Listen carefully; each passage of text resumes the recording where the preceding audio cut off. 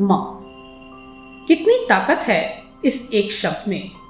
दुनिया के सारे सृजन इसके सामने छोटे और कमजोर हैं। जिससे सब हारे, वो खुद को अभिजित न माने, तो समझो माँ है। हर घर की धुरी है ये, जिस पर उस घर का ब्रह्मांड घूमता है। आंखें होती हैं प्यार की चमक से भरी, हाथ होते हैं राहत की थपकी से लबरेज। एक मुस्कान होती है जो सबके हर आंसू को मिटा देती है। एक आवाज होती है जो संतान को तूफान से टकरा जाने का हौसला देती है। और दिल, वही तो मां का पूरा अस्तित्व होता है। इससे कहीं अलग होती है मां? कभी नहीं। लीजिए सुनिए ईश्वर की इस अमूल्य कृति का महिमा मंडन करती हुई ये कहानी। एक स्त्री का पति युवावस्था में ही मृत्यु को प्राप्त हो गया। स्त्री का एक ही पुत्र था।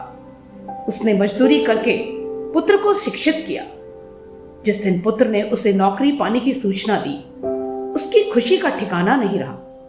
उसे लगा कि वर्षों का परिश्रम सफल हो गया, लेकिन शीघ्र ही उसके ये सपने चूर चूर हो गए, क्योंकि पुत्र ने उसके साथ दुर्व्यवहार करना शुरू कर दिया।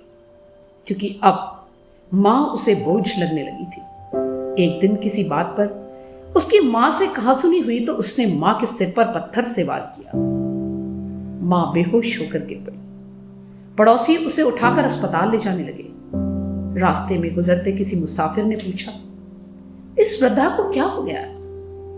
पड़ोसियों में से एक ने उत्तर दिया, इसके बेटे ने किसी बात पर क्रोध में आकर इसे मार दिया। इसका सिर फट गया है। यह सुनकर मुसाफिर को बेटे पर गुस्सा आ गया। वह बोला, कितना दुष्ट लड़का है। इससे तो बेहतर होता कि वह पैदा ही नहीं हुआ होता। दर्द से कराहती हुई मां ने यह शब्द सुनकर कहा, भैया मेरे बेटे के लिए ऐसा मत कहो। गुस्सा तो सभी को आता है। आज उसने हाथ उठा दिया, कल गुस्सा शांत होने पर अपनी भूल भी समझ लेगा, फिर ऐसा नहीं करेगा। यदि वह पैदा ही ना हुआ होता तो मुझे मां कौन कहता? मेरी जिंदगी तो शमशान हो जाती।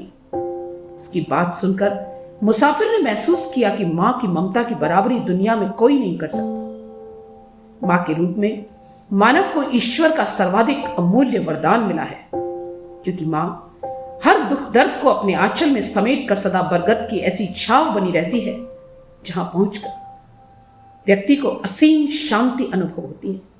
इसलिए मां का सदैव सम्मान करना चाहिए। आप करेंगे ना?